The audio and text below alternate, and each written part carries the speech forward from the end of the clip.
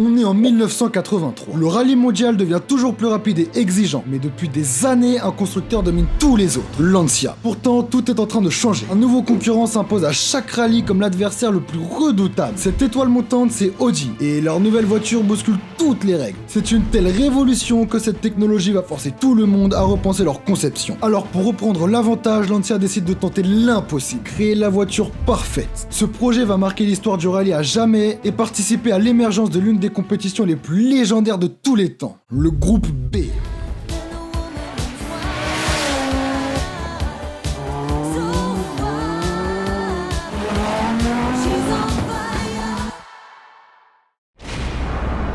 L'avènement du groupe B, la révolution d'Audi.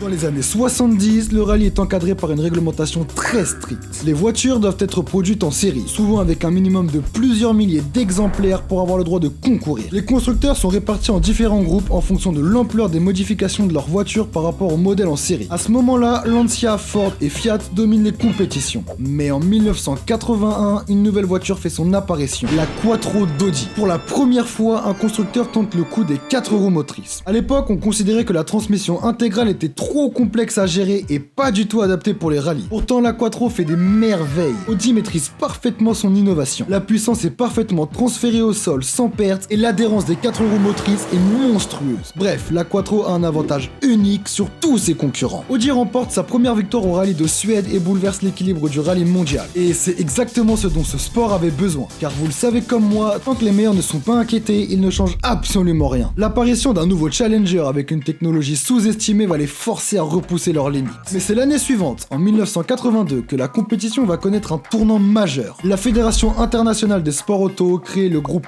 B. Et pour la toute première fois dans l'histoire, les contraintes qui pèsent sur les constructeurs sont levées. Je vous ai parlé des réglementations strictes, du minimum d'exemplaires en série et des impératifs techniques. Et bien tout ça, c'est du passé avec l'apparition de ce groupe B. Presque aucune restriction sur la puissance, sur le poids et surtout sur le système de transmission contrairement à avant. L'objectif est très simple, pousser l'innovation et la performance à un niveau jamais atteint jusqu'à maintenant. Les constructeurs ont presque carte blanche. Ils peuvent construire les voitures de rallye les plus extrêmes et les plus démesurées jamais vues. Et le règlement n'est pas seulement souple sur la technique, il l'est aussi et surtout sur la sécurité du public.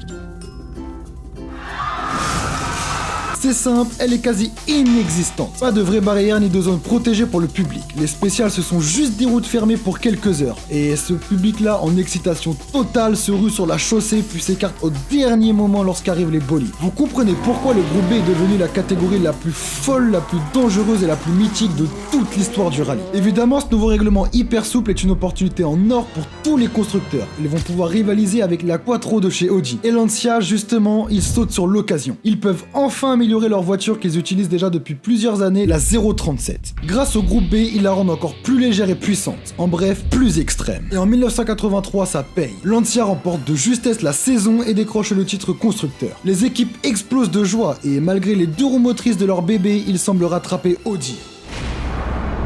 La création du monstre. Lancia a enfin goûté à la victoire face à la Quattro, mais la fête risque d'être de courte durée. Il est clair que cette victoire était exceptionnelle, obtenue au bord de l'exploit. La 037 a atteint son plafond de verre et ne pourra pas faire mieux, notamment à cause de ses 2 roues motrices qui la limitent énormément. Mais de leur côté, Audi ont encore de la marge. Il leur suffit de légèrement améliorer leur Quattro la prochaine fois pour que la 037 soit dépassée une bonne fois pour toutes. C'est simple, cette dernière ne pourra pas remporter le prochain championnat. Pour Lancia, l'objectif est clair, reconquérir le titre constructeur et surtout construire un nouveau monstre capable d'annihiler Audi. Ils vont eux aussi passer aux 4 roues motrices. Mais pour transformer cette ambition en réalité, il leur faut trouver un partenaire, prêt lui aussi à repousser les limites. L'entreprise fait alors appel à Abarth pour créer leur prochaine voiture de rallye. Même sans expérience au préalable avec les transmissions intégrales, Abarth se lance quand même dans ce projet fou. Pour accompagner cette ambition, Lancia décide que sa nouvelle voiture sera basée sur la Delta. La Delta est à l'origine une berline familiale traction avant qui n'a presque rien en commun avec leur futur monstre, la Delta S4. Et c'est là que tout devient vraiment intéressant. Car pour accompagner ce nouveau design, Abarth conçoit un moteur qui résout l'un des plus gros problèmes du turbo, le lag, c'est-à-dire le temps de réponse du véhicule à l'accélération. Sur la 037, Abarth avait choisi un compresseur au lieu d'un turbo pour limiter ce problème, mais ce dernier avait ses limites à haut régime. Cette fois-ci, Abarth combine donc compresseur et turbo dans un seul et même système. À bas régime, le compresseur fournit toute la puissance, puis il se partage tout de la charge au milieu. Enfin, le turbo prend le relais à haut régime. Ce système annule presque entièrement le lag, augmente augmente la puissance et offre une réponse quasi instantanée. Et ce même sur les spéciales les plus sinueuses. Mais en coulisses, un prototype du moteur est déjà prêt bien avant que le premier châssis roulant de la Delta S4 ne voit le jour. Pour le tester, Abarth crée un modèle Frankenstein basé sur la 037, un modèle qu'il surnomme Mazinger capable d'accueillir toute la motorisation. Lancia annonce alors 450 chevaux, mais certains experts estiment que le moteur en développe plutôt 550. Il paraît même que Henri Toivonen, un jeune pilote finlandais prometteur mais déjà reconnu, aurait testé une version à 800 chevaux de la voiture sur un circuit au Portugal. Un détail qui, comme vous le verrez, aura son importance dans le destin du groupe B. Mais ça, c'est pour plus tard. Pour que la Delta S4 exploite pleinement une telle puissance, il ne suffit pas d'avoir un moteur monstrueux. Abarth cherche aussi à rendre la voiture la plus légère possible. Cette dernière est classée dans la catégorie 2000 à 2500 cm3 et ne doit peser que seulement 900 kg. Les ingénieurs vont à l'extrême pour rester proche de cette limite. Et ces ingénieurs en question sont d'ailleurs parmi les premiers à utiliser des programmes informatiques pour concevoir un véhicule. À l'époque, personne n'aurait imaginé qu'on puisse construire une voiture de rallye avec des ordinateurs. Mais chez Abarth, c'était déjà le quotidien. Ils passaient des journées, des nuits entières à analyser chaque pièce, à simuler chaque contrainte sur le châssis et continuer encore et encore de réduire le poids de la voiture. Chaque gramme comptait et chaque détail pouvait faire la différence. Et une fois ce châssis terminé ainsi que la carrosserie, Abarth teste la Delta S4 avec le moteur en place. Et pendant les essais, la voiture est déguisée en véhicule militaire dans le but de tromper les concurrents. Mais pour faire participer cette Delta S4 à la compétition, il leur faut produire 200 exemplaires de route quasiment identiques à la version course. La FIA reste assez stricte sur ce point. Il faut qu'elles aient la même base moteur, les mêmes châssis et plus encore. C'est certes contraignant pour Lancia, mais pas pour les fans, car cette contrainte a permis de voir des voitures complètement folles rouler légalement sur route ouverte. Même si elles sont de route, ces 200 Delta S4 restent malgré tout des quasi-voitures de course extrêmement proches de la version justement de course. Pendant la majeure partie de la saison 1985, Lancia engage toujours sa 037 car les 200 exemplaires de route pour faire concourir la S4 ne sont pas encore prêts. Et ce n'est qu'après plusieurs révisions et les exemplaires route enfin produits que la S4 est enfin prête à en découdre. Elle arrive à la toute fin de la saison 85, juste à temps pour le dernier rallye de l'année. Elle remplace donc la 037 et conclut la saison en beauté. Le pilote finlandais Henri Toivonen, qui avait entre-temps rejoint Lancia, sera le tout premier à prendre le volant de la Delta S4 en course. Et malgré sa nouveauté, la S4 et Toivonen signent un incroyable podium. Ils promettent de marquer l'histoire. La saison 1986, les premiers signaux d'alarme.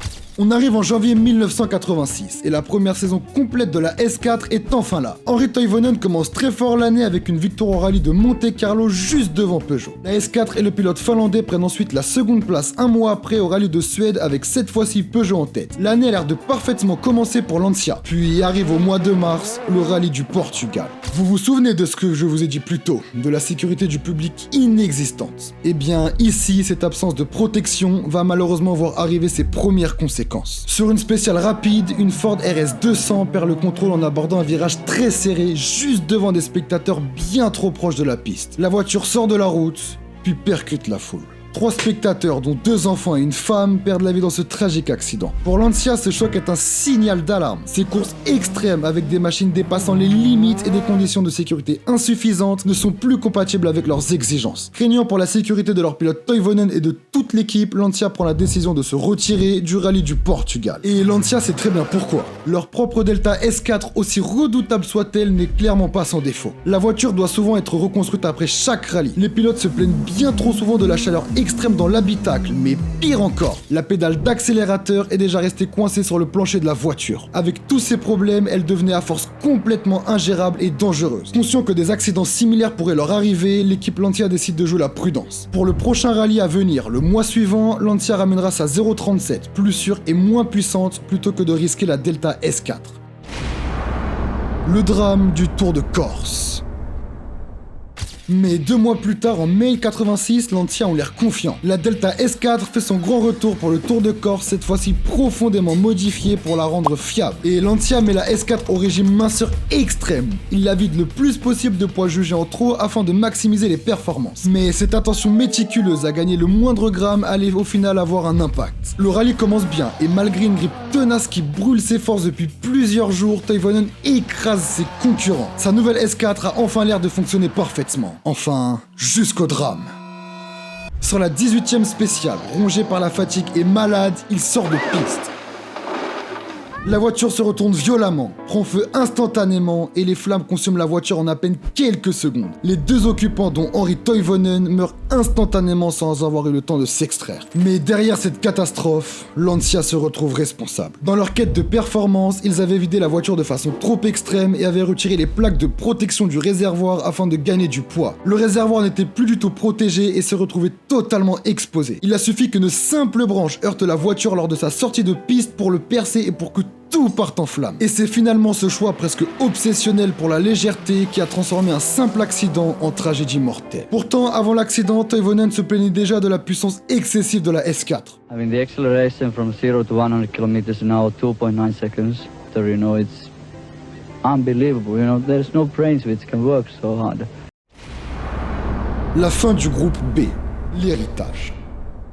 Pour la Fédération internationale des sports auto, cet événement est la goutte de trop. Depuis des mois, le groupe B était devenu complètement incontrôlable. Les voitures dépassaient les 500 chevaux pour moins d'une tonne, les pilotes parlaient d'épuisement mental, les spectateurs envahissaient les routes et surtout les accidents se multipliaient. L'accident de Toivonen n'est pas l'unique cause, c'est le point de rupture. Cette fois, ils comprennent que la catégorie est allée trop loin. Et quelques jours plus tard, la décision tombe. Le groupe B sera purement et simplement supprimé à la fin de cette saison 86. Malgré la perte de Toivonen et la décision de la FIA, la saison n'est pas encore finie. Lancia continue tout de même le championnat et s'offre une victoire en Argentine au mois d'août. Mais l'ambiance a changé. Le groupe B roule désormais en sachant qu'il vit ses derniers mois. Cependant, tout n'est pas fini. Une dernière bataille reste à livrer. Une bataille qui pourrait offrir à Lancia une fin parfaite. Faire de la Delta S4 la grande gagnante juste avant l'extinction du groupe B. Et cette bataille a lieu au rallye de San Marino en octobre 1986. Sur place, tout semble enfin s'aligner pour Lancia. Les Peugeot 205 T16 Evo 2 sont disqualifiés après des contrôles techniques. Officiellement, leur bas de caisse serait considéré comme des éléments aérodynamiques non conformes. Peugeot est exclu du classement. Grâce à ça, Lancia récupère les 3 premières places du rallye et passe en tête. On dirait bien que le championnat est enfin dans la poche. Mais Peugeot fait appel et après réexamination par la FIA, la disqualification est annulée, les résultats sont rétablis et les points sont redistribués. Avec ces résultats confirmés, Peugeot remporte finalement le titre constructeur et le championnat 86, tandis que Lancia rien du tout. Avec la fin de cette saison folle, la carrière rallye de la Delta S4 se termine, ainsi que le groupe B. Elle continue malgré tout à briller dans de petits championnats plus locaux et remporte notamment des titres en Italie. Même si 1986 est une saison décevante pour Lancia, l'histoire ne s'arrête pas là pour eux. Loin de là en réalité. Paradoxalement, c'est précisément de cette saison, celle la plus tragique, la plus sombre et la plus destructrice du rallye, qu'est née l'une des plus grandes dominations de l'histoire du sport automobile. Et oui, toute l'expérience accumulée avec la S4 pendant l'ère groupe B aura servi directement au développement de la Delta de groupe A, une catégorie cette fois-ci plus raisonnable qui aura remplacé le groupe B en 87 et qui a donné naissance à la mythique Delta Integrale. Et ces deux voitures de Lancia ont à elles deux remporté 6 titres constructeurs consécutifs et restent encore aujourd'hui les voitures de rallye les plus titrées de tous les temps. Cette incroyable réussite a placé Lancia parmi les plus grands constructeurs de l'histoire du rallye. Et c'est finalement toute cette folie du groupe B avec ses excès, ses risques et ses innovations que Lancia a forgé sa légende. Chaque erreur, chaque victoire et chaque expérience a servi à les pousser toujours plus loin. C'est grâce à tout ça qu'est née leur maîtrise qui a permis de les rendre mythiques. On peut dire que Lancia ont été capables de transformer le chaos le plus total en excellence pure.